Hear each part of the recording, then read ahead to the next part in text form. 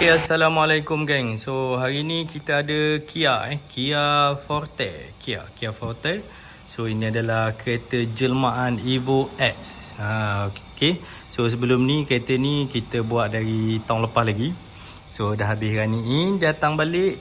Lepas tu exhaust bising, owner nak exhaust senyap pula. Jadi kita pakailah exhaust tabung muffler yang S-Flow. Okay, so kita review dulu untuk engine dia. So sebelum yang tengok lebih detail, jadi jangan lupa like, share, komen dan subscribe turbo.com. Okay, so kita buka engine dia dulu. Okay, kita tengok dulu dia punya engine bay dia. Okay, so ni adalah engine bay dia. Engine dia, kenapa yuk kita buat apa engine ni? Engine ni kita buat piston. Okay, engine ni kita buat piston. Piston kita pakai force, root force. Piston force, root force. Lepas tu crankshaft dia standard. Okay, dia punya crank standard. Lepas tu kita balancing kita fully balance Fully balance. Okay, so yang kita buat bahagian dalam engine cam standard. Kita pakai piston force, connecting rod force, crankshaft standard, kita balancing. Lepas tu barang luar dia kita buat all black kita buat all black. Jadi dia nampak macam Conti okey. Engine bay kita cat, Owner nak color ni. Supreme. Dia color Aika ni, color Aika ni. Okey. So kit dia kita pakai Evo Rally Art punya turbo kit. Rally Art punya turbo kit pakai TD04. Piping kita custom, kita buat alligator. Cat ni adalah cat alligator. Ni turbo.com punya hose warna hitam. Ni Semco. Intake Evo X. Intake Evo 10. Okay. Total body kita pakai total body kita pakai asal. Dia boleh plug and play je. Lepas tu blow off. Pakai fuel regulator, pakai aerospeed fuel regulator. Okay, yang lain tak ada apa rasanya. Lain tak ada yang special. Cuma kereta ni tak boleh pakai ECU Rally Art. Kita pakai ECU. Kita pakai ECU Mac ECU Sport. Mac ECU Sport. Kita pakai Mac ECU Sport coil K20. Plug kita pakai BKL8 tak silap pakai nombor 8. Okay, so ni boost pun kita jalan boost by Mac ECU. Okay, jom kita tengok start dulu, tengok exhaust bunyi macam mana dulu. Sebelum ni exhaust bising, sekarang ni exhaust S-Flow ala-ala Evo X original lah. Okay, jom.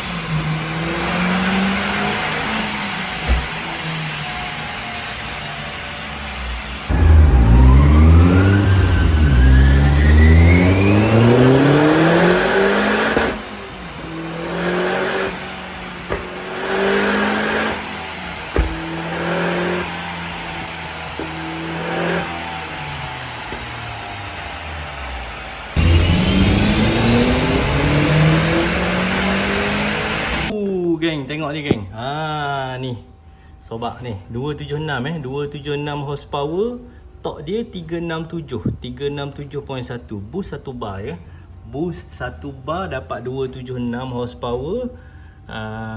Lepas tu torque dia 367. Tu pun kita buat lag sebab turbo ni TD04 dia boost 2000 dah masuk. Jadi kita pakai boost controller, kita buat dia lag lah 3000 lebih baru dia start masuk, nampak ni. Jadi power bank dia pun cun je, rasa macam turbo besar lah, cuma dia pump tak boleh nak lebih lah. Kalau dia dah tukar turbo lain, abang turbo sure guarantee 400 horsepower dah tangan. Ini barang dah ready. Ini barang ni memang dah ready untuk horsepower punya. Okey. So tu saja daripada abang Tebo pada kali ni. Mana-mana yang tengok video ni sampai habis, abang Tebo ucapkan terima kasih, jazakallahu khairan, kasihan. Okey. Lepas tu yang belum lagi subscribe channel ni tebo.com, jangan lupa tekan subscribe ataupun follow sekali. Okey. Tu saja daripada abang Tebo pada kali ni. Okey, assalamualaikum warahmatullahi wabarakatuh. Mantap Pak Abu.